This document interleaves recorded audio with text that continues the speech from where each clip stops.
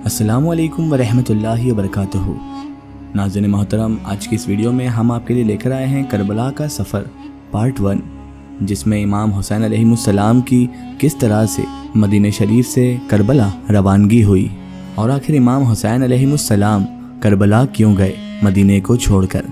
तो मेरी आपसे इतनी सी गुजारिश है कि आप इस वीडियो को एंड तक ज़रूर देखिएगा। नाज़रीन मोहतरम, यजीद मलून जब गलत तरीके से उसके बाप की वजह से तख्त पर तख्त नशीन हो गया और मलूकियत उसने जब चालू कर दी, तो उसने तमाम तर जो सहाबा थे उस वक्त के, जो उसकी बैत नहीं करना चाहते थे, उनसे ज़बरदस्ती तलवार के ज़ोर पर बैत कराई और उसके बाद ये ऐलान करवाया कि इमाम हुसैन अलैहिस्सलाम जो नवासाए रसूल सल्लल्लाहु अलैहि वसल्लम हैं, उनसे भी ज़बरदस्ती बैत की जाए, मदीने में उनसे बैत ली जाए कि वो यजीद को खलीफा मानते हैं। इमाम हुसैन नवासाए रसूल सल्लल्लाहु ताला अलैहि वसल्लम है। आखिर कैसे हो सकता था कि एक शराबी, जानी, बेदीन इंसान की बैत करके अपने नाना सल्लल्लाहु अलैहि वसल्लम के दीन से मुनहरिफ हो जाते। वो वक्त के इमाम थे, दीन के मुहाफिज थे।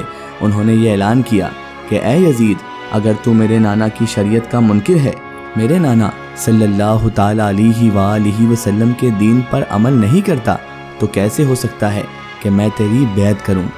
यजीद को ये बात इतनी बुरी लगी कि उसने इमाम अली मकाम इमाम हुसैन अलैहिस्सलाम को शहीद करवाने का हुक्म जारी कर दिया। यजीद और उसके साथियों की ये कोशिश थी कि मदीने में ही आले मुहम्मद सल्लल्लाहु अलैहि वसल्लम कत्ल की जाए। इमाम हुसैन अलैहिस्सलाम को जैसे ही इस बात का इल्म हुआ, तो आपने अपने तमाम अजीज़ व अकारीब से कहा, हमें यहाँ से चलना होगा, क्योंकि मैं नहीं चाहता कि मेरा खून नाहक मेरे नाना रसूलुल्लाह सल्लल्लाहु ताला अलैहि वसल्लम के शहर में बहे। बस आप अपने नाना हज़रत मोहम्मद मुस्तफ़ा सल्लल्लाहु अलैहि वसल्लम की कब्र मुबारक पर आते हैं और रो रो कर फरियाद बुलंद करते हैं कि ऐ नाना जान, अब आपकी उम्मत मुझे आपके शहर में रहने नहीं देती। रोते रोते आपकी आँख लगती है। आप एक ख्वाब देखते हैं कि हज़रत मोहम्मद मुस्तफ़ा सल्लल्लाहु अलैहि वसल्लम फरमाते हैं, ऐ मेरे हुसैन, तू जहाँ जहाँ जाएगा तेरा नाना भी तेरे साथ होगा। ऐ हुसैन, तेरी कुर्बानी के बग़ैर अल्लाह का दीन बच नहीं सकता। इमाम हुसैन अलैहिस्सलाम ख्वाब से बेदार होते हैं, अपने नाना रसूलुल्लाह सल्लल्लाहु ताला अलैहि वसल्लम के रोज़े पर सलाम अर्ज़ करते हैं। अपनी माँ सैयदा फ़ातिमतुज़ ज़हरा सलामुल्लाहि अलैहा की कब्र मुबारक पर जाकर उनसे अलविदा कह के तमाम बच्चों और साथियों को लेकर मदीने से रवाना होते हैं। तारीख़ ने लिखा कि इमाम हुसैन अलैहिस्सलाम की एक बेटी जो शबीह बीबी फ़ातिमतुज़ ज़हरा सलामुल्लाहि अलैहा थी, जिनका नाम इमाम हुसैन अलैहिस्सलाम ने फ़ातिमा सुगरा रखा था, उस वक्त आप बीमार थी और इमाम हुसैन अलैहिस्सलाम को ये इल्म था कि उनकी शहादत के बाद उनकी बेटियों को, बहनों को, आले मोहम्मद की मस्तूरात को कैद किया जाएगा और कूफा और शाम के बाज़ारों में फिराया जाएगा, उनको पत्थर मारे जाएंगे। तभी इमाम हुसैन अलैहिस्सलाम ये नहीं चाहते थे कि बीबी सैयदा फ़ातिमतुज़ ज़हरा सलामुल्लाहि अलैहा की हमशक्ल बीवी भी बाज़ारों में आए। बस अपनी बेटी से अलविदा कह के मक्के की तरफ आप इमाम हुसैन अलैहिस्सलाम रवाना हो जाते हैं, क्योंकि मक्के में अल्लाह का घर है और मक्के की ज़मीन पूरी दुनिया के लिए अमन की ज़मीन है। इमाम हुसैन अलैहिस्सलाम मक्के में कुछ माह गुजारते हैं। यजीद को ये इल्म हुआ कि इमाम हुसैन मदीने से मक्का आ गए हैं, तो वो खुशी से ये कहता है कि ये तो और अच्छा हो गया कि हम इमाम हुसैन को काबतुल्लाह के तवाफ़ के दौरान ही कत्ल करेंगे। इससे एक तो काबतुल्लाह की इज़्ज़त भी ख़त्म हो जाएगी, नाउज़ुबिल्लाह, और इमाम हुसैन भी शहीद हो जाएंगे। और इतने में मौला हुसैन अलैहिस्सलाम के चाहने वाले जो कूफे में मुकीम थे, वो बार बार इमाम हुसैन अलैहिस्सलाम को ख़त लिखते रहे कि ए नवासाए रसूल, अब कूफा रहने के काबिल नहीं रहा। यजीद के साथी सिपाही हम पे बार बार जुल्म करते हैं, आप जल्द कूफा आ जाएं। उन खतों में से कुछ खत ऐसे थे जिनमें यह तहरीर था कि ए हुसैन, अगर तुम आज हमारी नुसरत के लिए नहीं आए, तो हम रोज़े महशर आपके नाना जान सल्लल्लाहु अलैहि वसल्लम से आपकी शिकायत करेंगे कि दीन मिट रहा था और आपका बेटा खामोश था।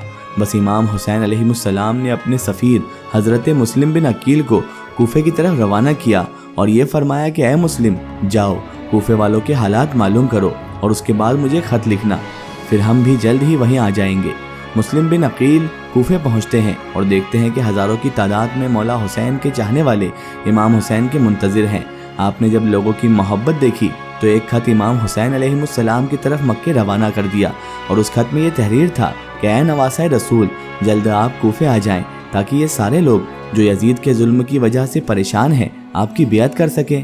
بس جیسے ہی خط امام حسین کو ملتا ہے تو امام حسین کو پہلے سے ہی معلوم تھا کہ مکے میں ان کو شہید کرنے کی تیاری چل رہی ہے۔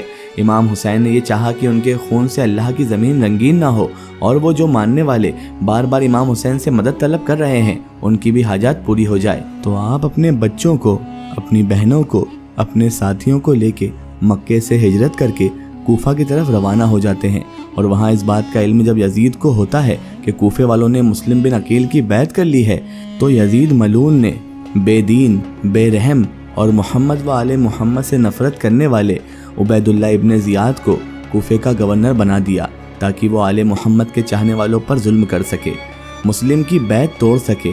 بس ابن زیاد جیسے ہی کوفے آ کر گورنر منتخب ہوتا ہے تو وہ کسی کا سر کٹواتا ہے، کسی کو سونے سے خریدتا ہے، کسی پہ ظلم کرتا ہے، کسی کو لالچ دیتا ہے، اور رفتہ رفتہ لوگ حضرت مسلم بن عقیل سے دور ہو جاتے ہیں، یہاں تک کہ آپ حضرت مسلم بن عقیل تنہا رہ جاتے ہیں اور کوفے کی گلیوں میں پھرتے رہتے ہیں اور کہتے رہتے ہیں، اے کوفے والو، تم نے تو مجھے ایک خط لکھ کے بلایا تھا اور اب اپنے اپنے گھروں میں ایسے چھپ کر بیٹھے ہو جیسے تم مجھے جانتے ہی نہیں۔ حضرت مسلم بن عقیل چلتے چلتے گھر کے پاس آتے ہیں اور اس کی دہلیز پر بیٹھ جاتے ہیں۔ اس گھر میں ایک بوڑھی عورت نکلتی ہے، جیسے ہی اس جوان کو دیکھتی ہے تو کہتی ہے، اے جوان چلے جاؤ، کیا تجھے معلوم نہیں کہ گورنر کا حکم ہے کہ کوئی بھی اپنے گھر سے باہر نہ نکلے ورنہ اس کا سر قلم کیا جائے گا۔ مسلم بن عقیل فرماتے ہیں، میرا تو وطن مدینہ ہے، میرا یہاں کوئی گھر نہیں۔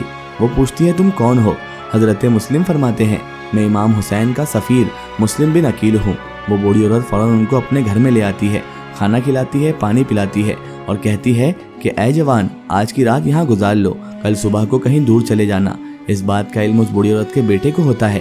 ابن زیاد نے مسلم کے سر پہ تو بڑا انعام رکھا ہے، جیسے ہی میں ابن زیاد کو یہ خبر سناؤں گا تو اس کے بدلے مجھے بڑا انعام ملے گا۔ بس ابن زیاد کو مسلم بن عقیل کے بارے میں وہ بتا دیتا ہے اور ہزاروں سپاہی مسلم بن عقیل کو گرفتار کرنے ان کے گھر پہنچ جاتے ہیں۔ حضرت مسلم شیر کی طرح تمام سپاہیوں سے لڑتے ہیں۔ جب مولا علی کے اس بھتیجے کا کوئی مقابلہ نہیں کر پاتا تو وہ گڈھا کھودتے ہیں اور مکر سے حضرت مسلم بن عقیل کو اس گڈھے میں گرا دیتے ہیں۔ آپ کو گرفتار کر کے جیسے ابن زیاد کے دربار میں لے آتے ہیں، ابن زیاد ہنس ہنس کے کہتا ہے، اے مسلم دیکھ، آج ہم نے تمہیں گرفتار کر لیا، ان قریب ہم تیرے امام کو بھی شہید کر دیں گے۔ حضرت مسلم بن عقیل فرماتے ہیں، اے ظالم، ڈر، وہ اللہ کے دین کی حفاظت کر رہے ہیں اور تو شیطان کی پوجا کر رہا ہے۔ یہ جو مال تو جمع کر رہا ہے، یہ مال دنیا کب تیرے کام آئے گا؟ ان قریب تو بھی مر جائے گا، یہ تیرا دبدبہ مرتبہ ختم ہو جائے گا اور اس قبر میں سوائے تمہارے اعمال کے کچھ نہیں ہوگا۔ وہ ہنس ہنس کے کہتے ہیں، ہم ان باتوں کو نہیں مانتے۔ پھر وہ کہتے ہیں، مسلم اپنی کوئی خواہش ہو تو بتا دو۔ حضرت مسلم بن عقیل فرماتے ہیں، میری ایک ہی خواہش ہے، میرا پیغام میرے امام حسین علیہ السلام تک پہنچایا جائے کہ وہ کوفہ نہ آئے، کیونکہ کوفہ کے لوگ بے وفا ہیں۔ ابن زیاد اور اس کے دربار والے ہنستے رہے اور مسلم بن عقیل کو دارالامارہ کی چھت سے گرا دیتے ہیں۔ جیسے ہی آپ شہید ہوتے ہیں تو آپ اپنے امام حسین کو آخری سلام کرتے ہیں اور فرماتے ہیں، اے میرے مولا حسین، اپنے غلام کا یہ آخری سلام قبول ہو۔ ابھی یہ سیریز جاری ہے، اس کے آگے کی معلومات اور واقعات ہم آپ کو اس کی اگلی ویڈیو میں پیش کریں گے۔ تب تک کے لیے خدا حافظ، السلام علیکم۔